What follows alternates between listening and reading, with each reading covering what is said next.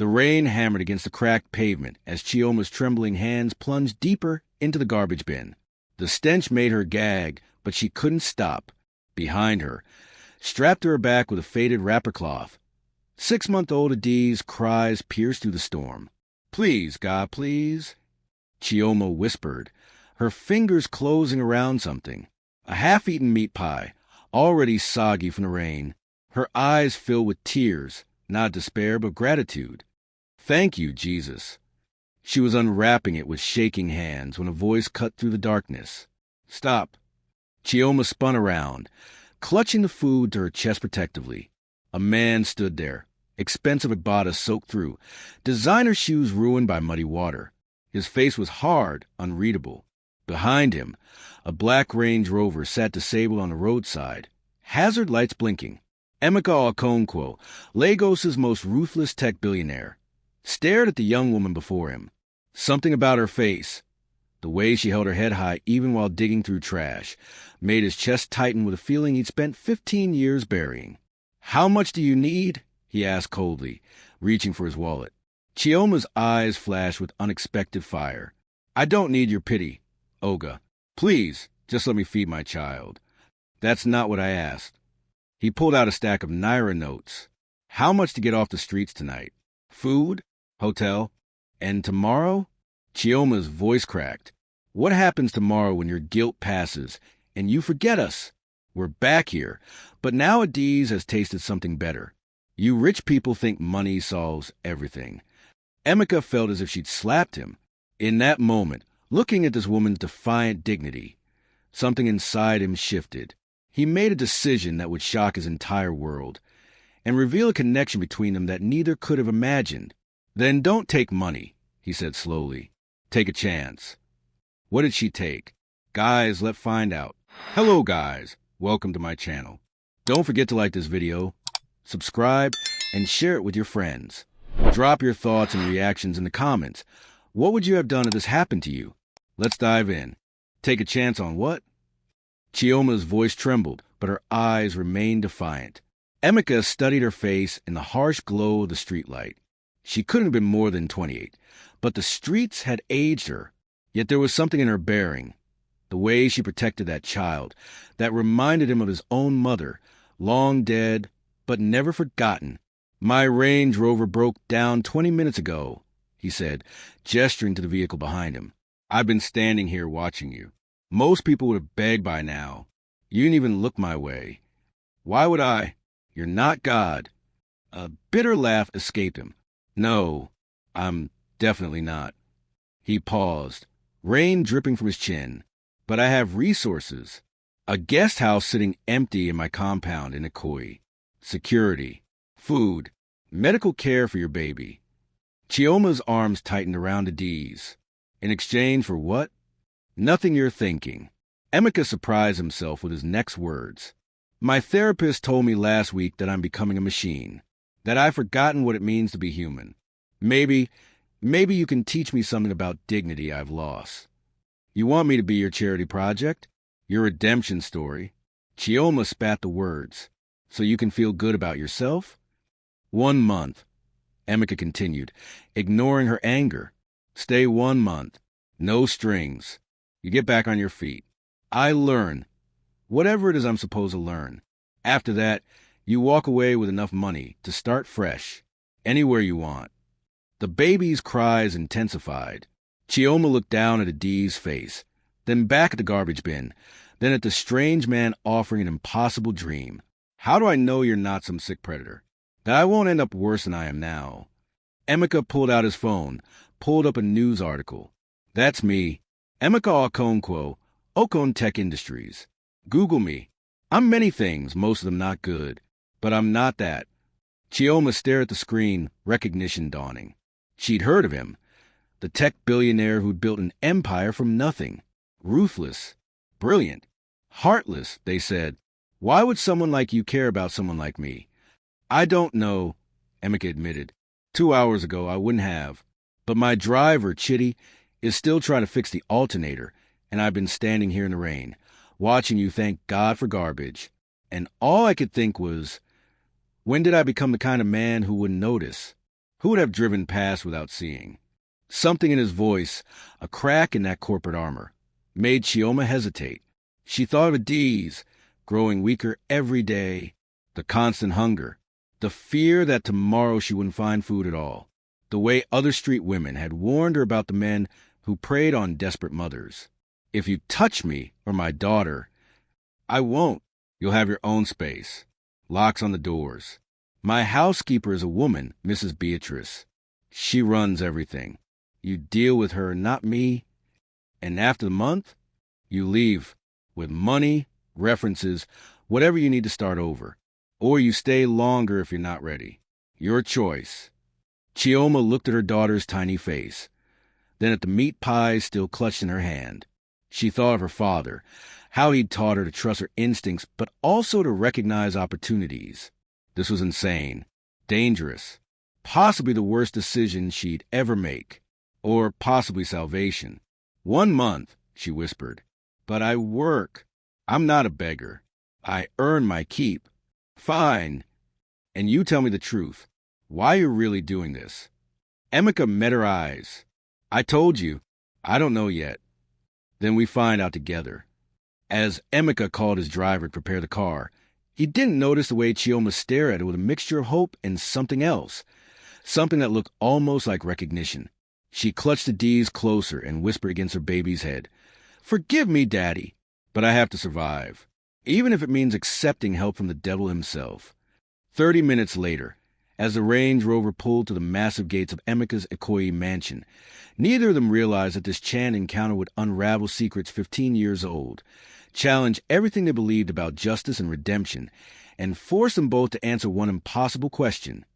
Can the man who destroyed your world be the one to save it? The marble floors gleamed like mirrors as Mrs. Beatrice led Chioma through corridors that seemed endless. Adiz had finally stopped crying, overwhelmed into silence by the chandeliers and gold-framed paintings. Chioma felt like a ghost haunting a palace. She had no right to enter. "This is your suite," Mrs. Beatrice announced, opening double doors to reveal a space larger than the entire house Chioma had grown up in. Bedroom, bathroom with tub, small kitchenette. "Mr. Okonkwo says you're not to be disturbed unless you request something." Chioma stood frozen in the doorway. The bed looked like clouds. There was a crib, brand new, already assembled, waiting in the corner. When did he? Mr. Okonkwo called ahead. Had everything delivered within the hour. Mrs. Beatrice's expression softened. "Bath is ready. I've left clothes in your size. Baby formula and diapers in the kitchenette. Kitchen is always open if you're hungry."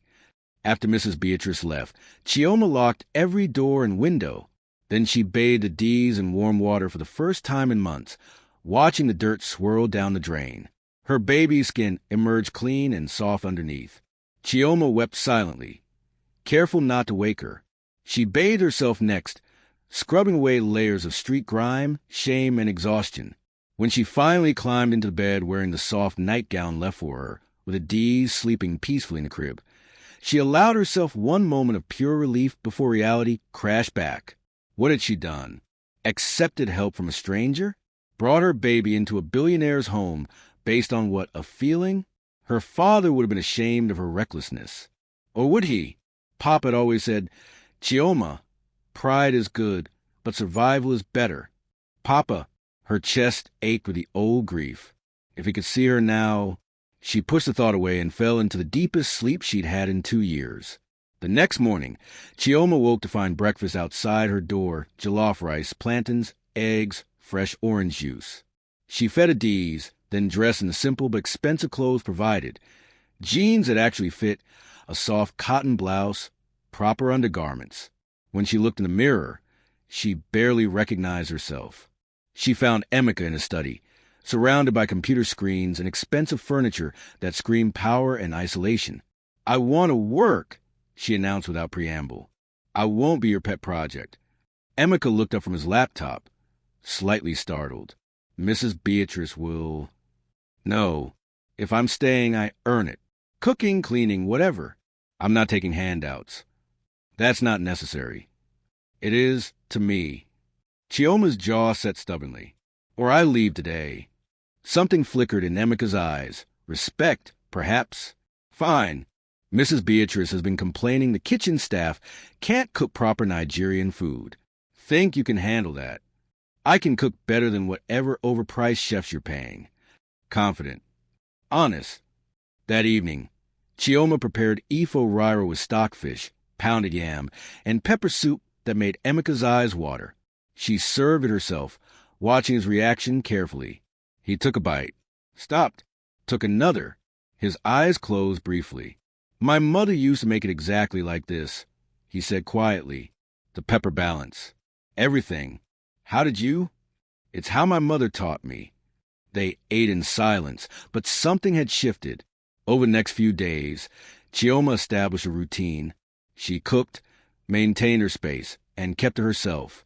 Emeka watched from a distance, fascinated by this woman who treated his mansion like a job site, not a charity shelter. Then one evening, his fiancée Kendra arrived unannounced. Emeka, darling, you've been avoiding my calls. She stopped dead, staring at Chioma emerging from the kitchen with a D's on her hip. Who is this? A guest. A guest. Kendra's voice rose. A guest with a baby? Living here? While I, your fiancé, have to make appointments to see you. Kendra, not now.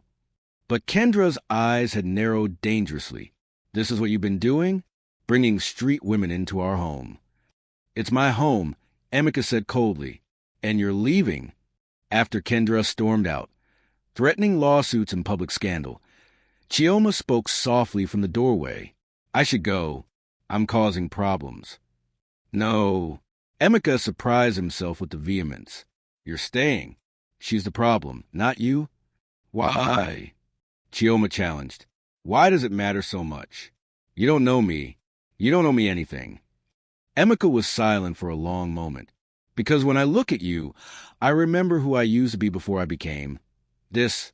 Before I turned into someone who would have driven past you without a second thought. You're not the charity case here. I am. Chioma felt tears sting her eyes, but she couldn't tell him the real reason she stayed. Not yet. Not until she understood whether redemption was truly possible for a man whose ruthlessness had destroyed everything she loved. Outside, unnoticed, Kendra sat in her Mercedes, dialing a private investigator. I want everything on her, she hissed. Every detail. Something's wrong here, and I'm going to expose it. 2 weeks passed like a dream Chioma was afraid to wake from. Adiz grew healthier daily, her cheeks filling out, her laughter echoing through the mansion. Chioma fell into a rhythm.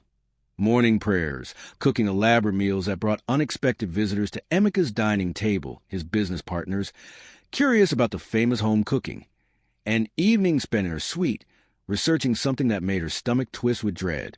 She found an old newspaper in the library.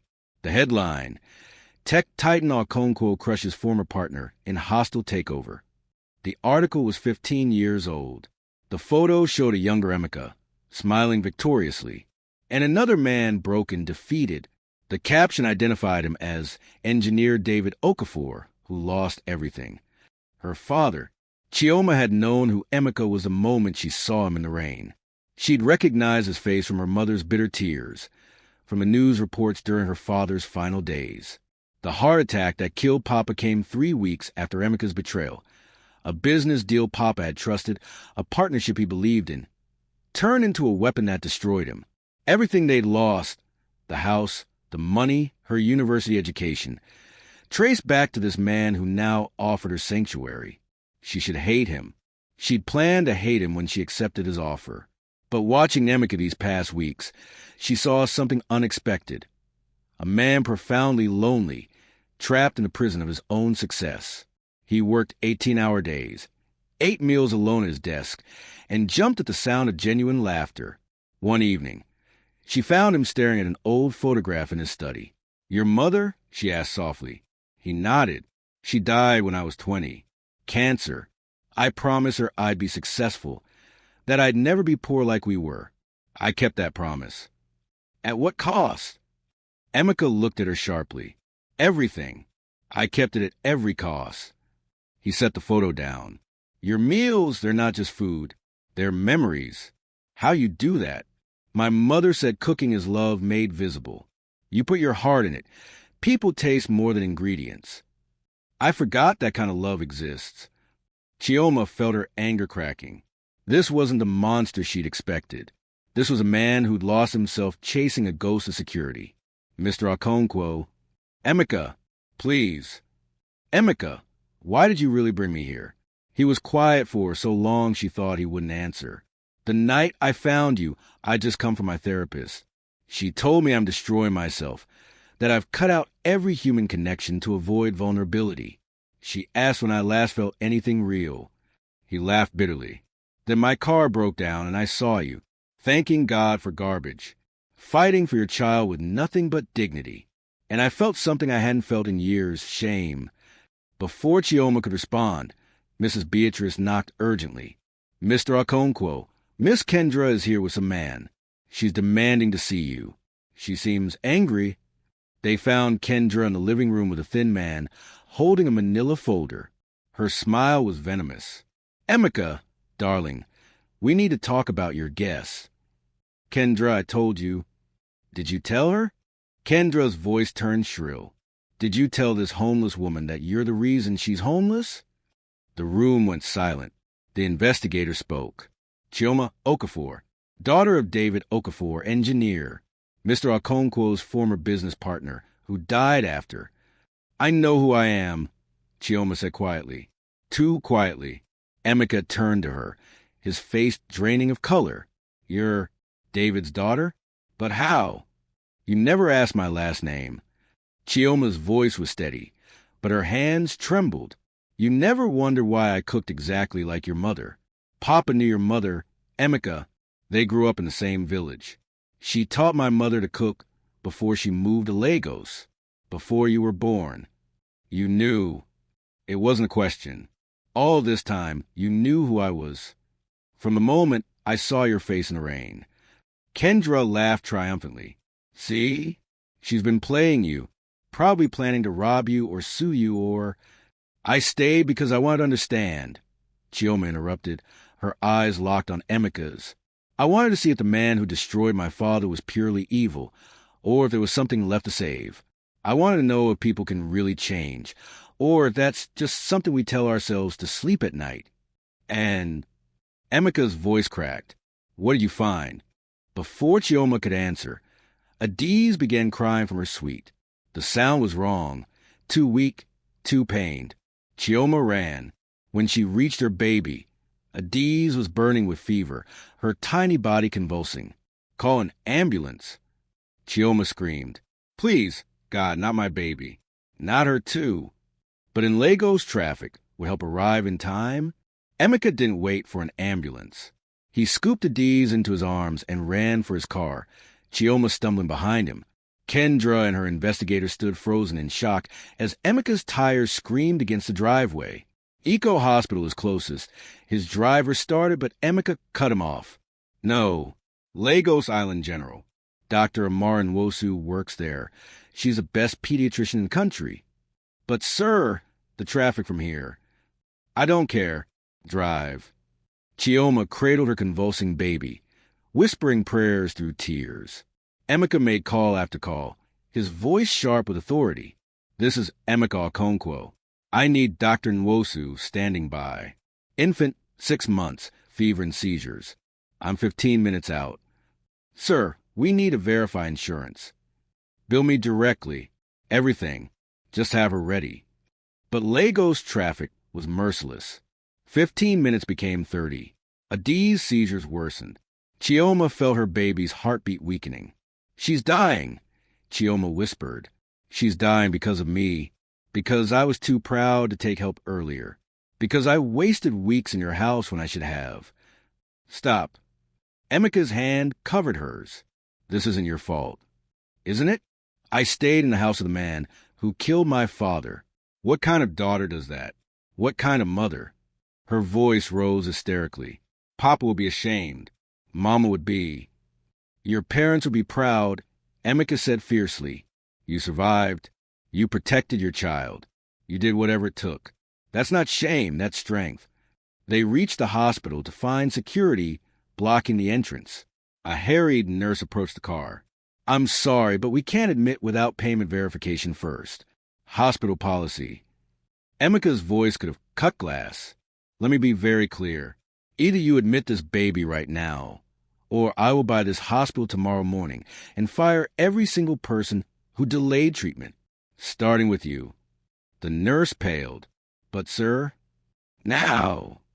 Dr. Amara Nwosu appeared, her calm presence cutting through chaos. Bring her to emergency. Ignore the bureaucrats. I'll handle them. She glanced at Emika. Good to see you still have some humanity left, Emika. They rushed the D's into treatment. Chioma tried to follow, but hospital staff held her back. She collapsed against a wall.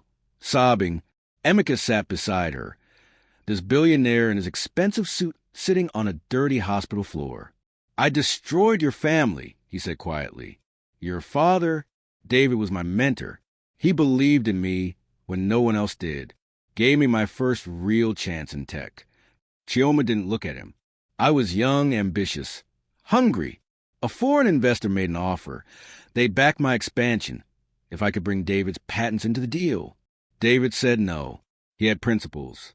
He wanted to develop the technology ethically, slowly, but I couldn't wait. Emika's voice turned bitter, so I used a legal loophole. Took everything. Justified it as business. He had a heart attack, Chioma whispered. 3 weeks later. The stress, the shame, the betrayal. The doctor said his heart just gave up. I know. I read about it. Sent flowers to the funeral. Emika laughed harshly. Flowers. Like that meant anything. I told myself he was weak, that business was brutal, that it wasn't personal. He turned to her. But it destroyed you, your mother, your whole life. And I never looked back. Never let myself think about the human cost. Why should I forgive you? Chioma's voice broke. Why should I believe you're anything more than a monster who suddenly grew a conscience? You shouldn't. Emika met her eyes. I don't deserve forgiveness, but your daughter deserves a chance. And when she's better, if she's better, I'll spend the rest of my life trying to repair what I broke. Not for redemption, not for my soul, because it's what should have been done 15 years ago. Hours crawled past. Dr. Nwosu finally emerged, exhausted but smiling slightly. She's stable. Severe bacterial infection, but we caught it in time. She'll need to stay a few days, but she'll recover fully. Chioma collapsed in relief. When she could speak again, she asked, How much do I owe? Nothing, Dr. Nwosu said. Mr. Okonkwo has already paid for everything.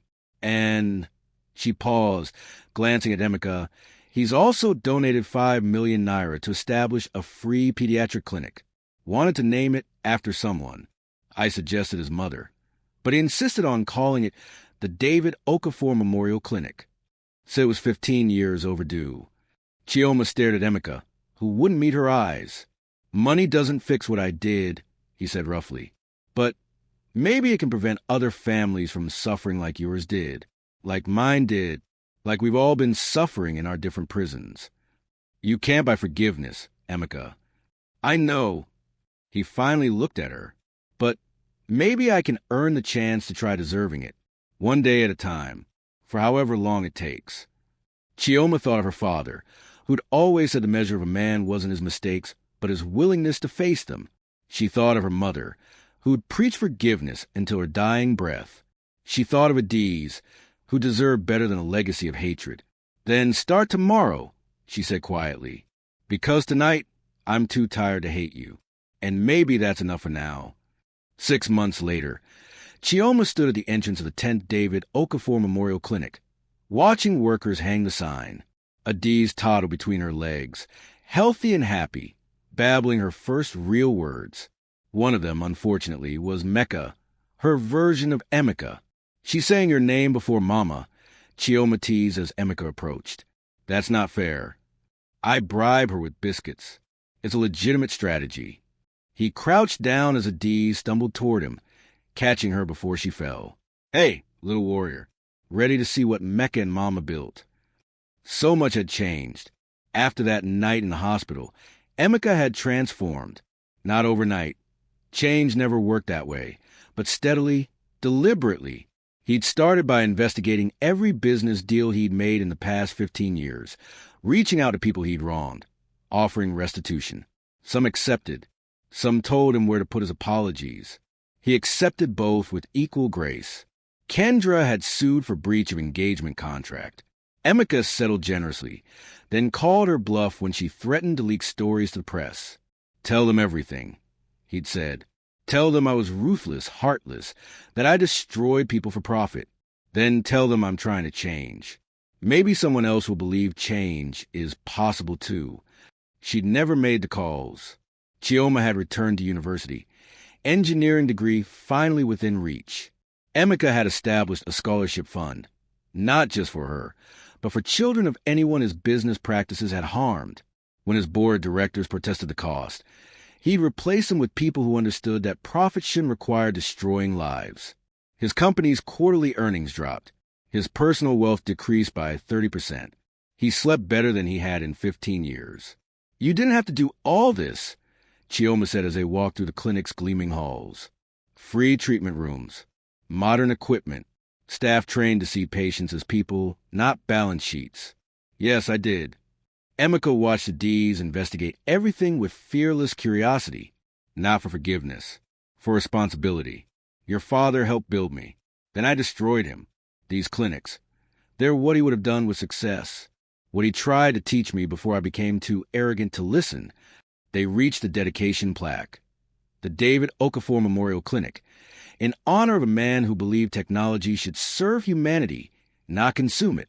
May his daughter's strength and her child's laughter remind us why we build. Chioma touched her father's name, tears streaming. He would have liked this. Mama, too. "I've been thinking," Emeka said carefully, "about the foundation. It's grown beyond anything I imagined. 10 clinics now, 50 scholarships, the housing project starting next month.